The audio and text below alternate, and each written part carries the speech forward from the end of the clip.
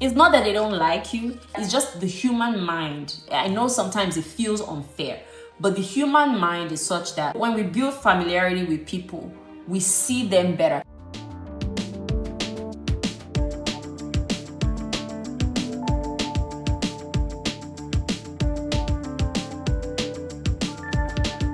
It's been a tough week for me, and I don't know about you guys. With everything going on in the world, I think it's finally coming down on me. I don't know if any of you work for the federal government or if you've seen everything that's going on with the federal government, employees. What can I help with? If you are at work and you're figuring out how to just navigate your career, how can I get a promotion? This manager is not, they're just trying to kick me out. Those kinds of problems, or how do I feel more confident at work? How can I be better at presenting myself at work? How can I navigate networking and things of that nature? Or even if it's outside of work, like just trying to figure out, okay, what's my purpose? Am I in the right role? Am I in the right career? What role should I be applying for? How can I position myself for a new role? Those types of topics, I cover all of that and I can coach you with all of that. This week, I've just been thinking about how, as an employee, you can do everything that you can to be successful at work. My high achievers, if I have any high achievers in the house, just put a comment in the chat if you're a high achiever. Like you go to work, you give 110%. You're always the first one there. You're always the last one to leave. When they're looking for volunteers to do things, you're always the one who's raising your hand and saying, yes, I'll be a volunteer. Yes, I can do that. I can do this. You're always a high performer. As a matter of fact, at the year end, they're always telling you that you're a high performer. But does it translate into your bank account? Does it translate into money? Does it translate into a promotion? Does it translate into more responsibility at work that comes with like maybe a leadership position that you're vying for? It doesn't always, right?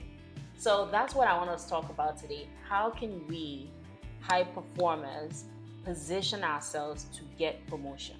How can we basically make more money at work?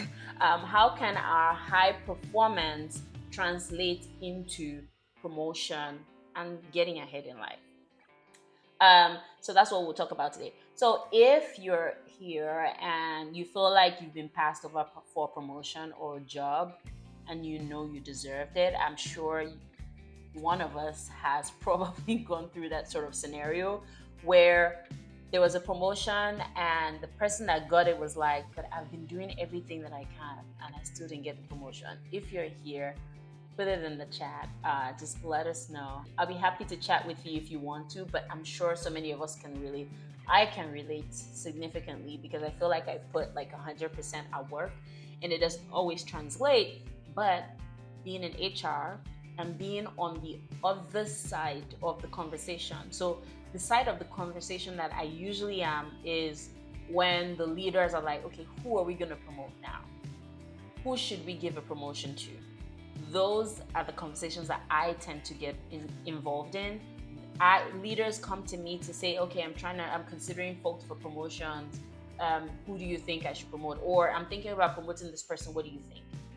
That's usually my role. I offer suggestions and I offer my feedback. Hit the like button, subscribe, tap like, share with your friends, all the things. I appreciate it. It's gonna be a fun ride. You're an overachiever, you put in the hours, you're always exceeding expectations. So why are people with less experience getting promoted over you? First of all, we have to understand when you're positioning yourself for success, you have to deem for yourself what is being a high achiever and what does that mean for me? Because a lot of us, me included, until I learned this one thing, tend to think that activity equals high achievement. So in a nutshell, the fact that you're busy does not mean you're doing high impact work. The fact that you're the first one to come to work and you're the last one to leave does not mean that you were the most impactful that day. So that's also something that a lot of high achievers and hard workers struggle with because it doesn't make sense, right? It feels like if I'm the high achiever and I'm always working, then I should be the one that gets a promotion. But that's not always the case. Being a high achiever doesn't mean putting in 100 hours, 110 hours all the time. As a matter of fact, I've seen companies prioritize those who are able to do a lot in a short period of time. So companies are not necessarily looking for you to always be busy and always be active and always be doing something. What companies are actually looking for is an employee who's able to identify the highest priority for productivity and for profitability. As a business, if X plus Y equals profit for the organization, I need employees who understand what X is and what Y is. So there may be a lot of people sending you messages, maybe sending you a ticket. Hey, I need you to do this for me. I need you to do that for me. And so you are doing all this stuff for everyone. But what companies are looking for is like, even if you didn't do all of these things, but one thing that you did this week earned them a lot of profit, that's the employee that they're going to give a promotion to. And somehow it may seem unfair, but if you think about it as an entrepreneur, is it unfair? I need to be profitable to keep the lights on. I need my company to be profitable for me to continue to have money to pay you as an employee. So if I have an employee who's focusing on what I call busy work, admin work, work that does not drive anything to my bottom line, I wouldn't prioritize that person for promotion. Do I need that person? Yes. But the type of work that they're doing on a day-to-day basis does not create a lot of value. So the amount of money you earn is directly proportional to the amount of value you provide to the organization. So you may be a doctor, but if you go work in a law firm, the law firm is not willing to pay you a lot of money because they don't need a doctor, right? So you have to understand what are the skill sets that this company values the most, and how can I align myself with that skill set? So if you're working in a tech company, for instance, maybe you want to align your skill sets with technology. This is not to say that other types of jobs in a technology company don't thrive, but you would imagine that the highest paid employees in a company who basically offers technology as its service would be the employees who directly have technology skills. So you always want to align your skill sets with the skills that would help the organization or the company meet its productivity metrics. So why you're not getting the promotion at work is because the company is not able to see that what you're doing on a day-to-day basis translates to profit for them. So that's the first reason why you may not be getting promotion. Now, don't get me wrong. It doesn't necessarily mean that what you're doing does not drive profits. There's a difference between you doing it and driving profit and the company knowing that you're doing it. So that gets us to our second point. The company does not even know the work that you're doing. I'm Nigerian by birth. I grew up in Nigeria. And I would say, at least the way I was raised, we're raised to be humble in that we don't go bragging, hey, I did that. Look at me, I did that. We're like, oh, no, don't worry about it. If you're working for a company, I don't care what kind of company it is, you want to always be showing them what you're doing, because I'm telling you, sometimes your manager does not even know.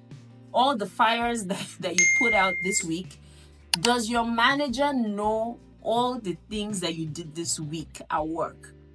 Managers, they're not omnipresent. So the culture, at least outside of Nigeria, that I've seen is you have to blow your own trumpet.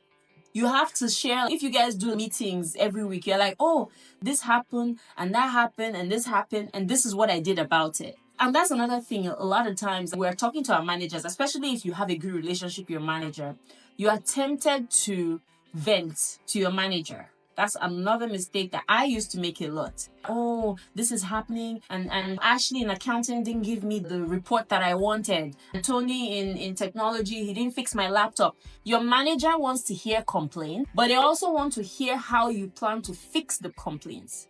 That is how you position yourself to be in your manager's position. Your manager is a manager because they're able to fix issues. So if you're complaining to your manager, but you're not fixing an issue, or you're not showing them that you at least thought about how to fix the issue, they're just going to look at you like a worker. They're not thinking about you like someone who should be promoted. So that's the second reason why you may not be getting a promotion. So the first one we talked about is, one, are you focusing on the things that would get the company profit? So if the manager is thinking like, if I leave, if I'm not here today, can Chichi take my place?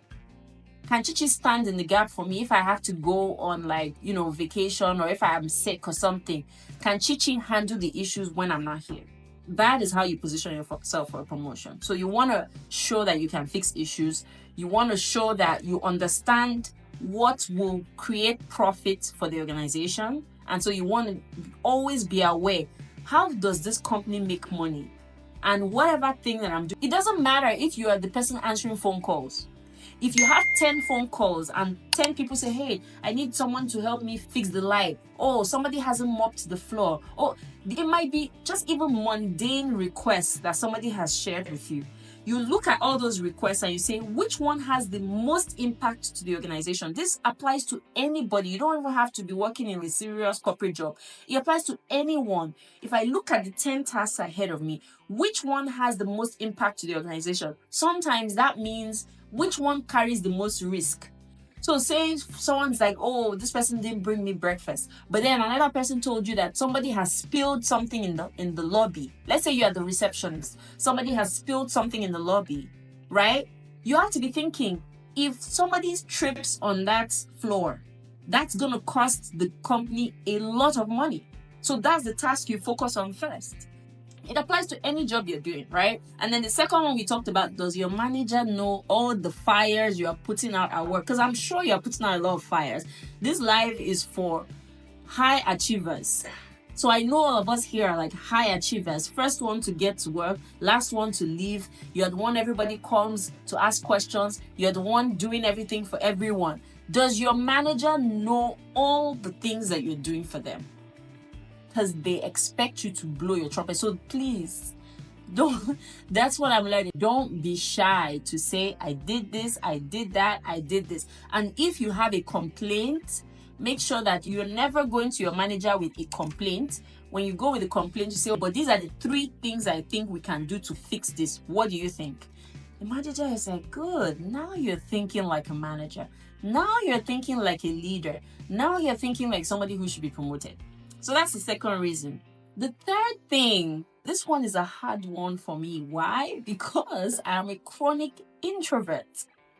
And being a chronic introvert means that networking is not on my radar. It's not my strength. I just like to be in my house. But a lot of promotions happen on the golf court. A lot of promotions happen at the dinner table. You guys went for lunch, team lunch, dinner. Oh, guys, let's go for happy hour. That is where a lot of these promotion conversations are happening, guys. So you want to ask yourself, am I in the right conversation? Networking is the key to promotion. Whether or not we like it, you always have a bias for someone you like. So if I don't have enough familiarity with you, I may be blind to some of your skills. I may be blind to some of your strengths. So you need to establish your presence in the workplace. Any room that you enter, you at least want to know one person, right? Or you want at least one person to be able to recognize you. And then when you leave that room, the person's like, oh, this girl, I worked with her on so day. She's XYZ. You have familiarity with so many people, and then those people start planting the seed in people's ears. Oh, this girl is really hardworking. Oh, this girl was able to help me solve this problem. Don't neglect networking. If you're trying to get promoted at work, if you're trying to get ahead, you work for anyone, networking is the key. Most promotions happen behind the scenes. Most jobs are filled behind the scenes. A lot of the jobs you see, they post it. You hit apply. So many people are applying. Meanwhile, somebody will just call, hey, I saw you posted a job. I have a friend of mine. She has so and so skill sets. Do you want to talk to her? Oh, sure, I'll send her for an interview. Before you know it, that person's hired. Meanwhile, you are sitting behind your desk. You're sending out applications. You're sitting in your chair waiting for someone to remember to promote you. It's not that they don't like you, it's just the human mind. I know sometimes it feels unfair, but the human mind is such that when we build familiarity with people, we see them better. Have you noticed that? God, I hope this doesn't get me in trouble. The more you know someone, the more physically beautiful they look in your eyes. Or like, for some of the ladies in the house, have you like met a guy, for instance, at first, and you're like, I don't really like him, and then over time, maybe you've known the guy for like a year, and you're like, he's not bad though. This guy is not bad looking. I don't know if you guys have dealt with that. The more you know someone, the better they look in your eyes. So in the same vein, when you're at work, the more familiar you are with people, the more they start to see your positive sides. They start to see your strengths. And when people like you, they tell other people about you. Those are the three things I wanted to tell us before we even get into how to really position yourself. Reasons why you may not be getting promoted at work. Number one, hard work is not equal to great work. So pick what sort of work you're doing and make sure that it's aligned to what your company wants you to be working on. Number two, your manager cannot read your mind, so you want to communicate and make sure that your manager knows exactly what you're doing. And then when you bring complaints to the manager, make sure that your manager also knows that you've thought about a solution. And then number three, network. Always be part of the right conversations. Always put yourself out there. So if anybody's willing to share which of these three has been your biggest challenge, so you can drop 1, 2, or 3 in the chat. Which of these three have been your biggest challenge? 1, doing work that does not benefit the company. 2, they don't know you. Your manager does not even know what you're doing at work that is helping the company. Or 3, you're not part of the right conversation. So those are the 3 options. If you would like to put it in the chat.